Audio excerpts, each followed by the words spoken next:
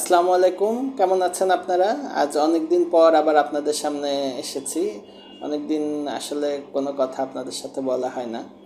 তো সামনে আসছে পবিত্র রমজান মাস। রমজান মাসে আমরা সবাই মুসলমানরা রোজা রাখতে চাই। আল্লাহ পবিত্র কোরআন মজিদে বলেছেন যে আমি মুমিনদের জন্য রোজা ফরজ করেছি। সুতরাং খুব বড় ধরনের কোনো সমস্যা না থাকলে রোজা মুসলমানদের জন্য ফরজ।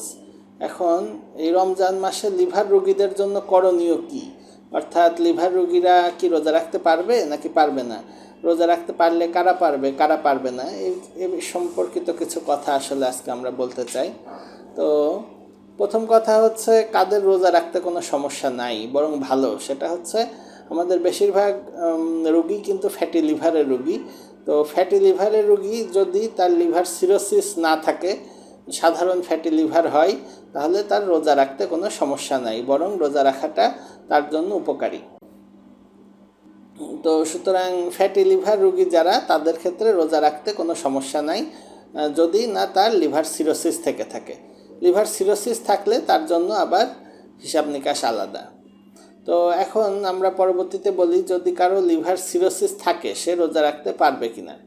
তো লিভার সিরোসিস যদি থাকে, অর্থাৎ এবং সে তার যদি কম্পেনসেটেড লিভার সিরোসিস হয়, তাহলে তার রোজা রাখতে কোনো সমস্যা নেই।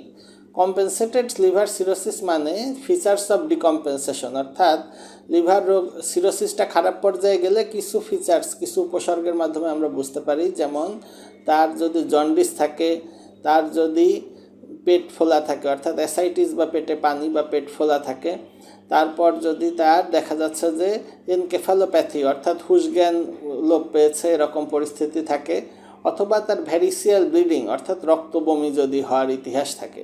এগুলো হলো চারটা হলো ফিচার্স অফ ডিকম্পেনসেশন। তো এই সমস্ত ফিচার্স যদি ওই রোগীর থেকে থাকে, সেক্ষেত্রে সে রোজা রাখতে পারবে না। আর লিভার সিরোসিসের রোগীদেরকে আসলে আমরা তিনটা শ্রেণীতে ভাগ করি অ্যাকর্ডিং টু চাইল্ড পাগ স্কোর বলে। চাইল্ড পাগ এ, চাইল্ড পাগ বি, চাইল্ড পাগ সি। আর চাইল্ড পাগ এ অর্থাৎ যাদের কম্পেনসেটেড লিভার ডিজিজের রোগী, ওনাদের রোজা রাখতে সমস্যা নেই, রোজা রাখতে পারবেন। কিন্তু যাদের ফিচার্স অফ ডিকম্পেনসেশন থাকে, যে চারটে উপসর্গ আমি বললাম, এগুলো যদি থেকে থাকে, তারা রোজা রাখতে পারবেন না। অর্থাৎ চাইল্ড পাগ বি এবং চাইল্ড পাগ সি এই গ্রুপে যারা পড়বেন, তারা রোজা রাখতে পারবেন না। তো আপনি যদি লিভার সিরোসিসে আক্রান্ত হয়ে থাকেন, আপনি রোজা রাখতে পারবেন কি না অবশ্যই আপনার চিকিৎসকের পরামর্শ নিন। এরপর হচ্ছে, এটা হচ্ছে লিভার সিরোসিস হচ্ছে একটা দীর্ঘমেয়াদী লিভারের রোগ, এবং এখানে লিভারের পার্মানেন্ট ড্যামেজ হয়ে থাকে।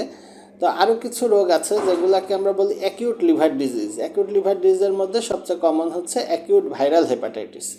তো অ্যাকিউট ভাইরাল হেপাটাইটিস হচ্ছে যাদের রোগীদের স্বল্পমেয়াদী রোগ, এবং হঠাৎ করে দেখা যায় যে তার চোখ হলুদ, প্রস্রাব হলুদ হচ্ছে, ক্ষুধামন্দা, এর আগে ক্ষুধামন্দা, বমি বমি ভাব এগুলো থাকতে পারে।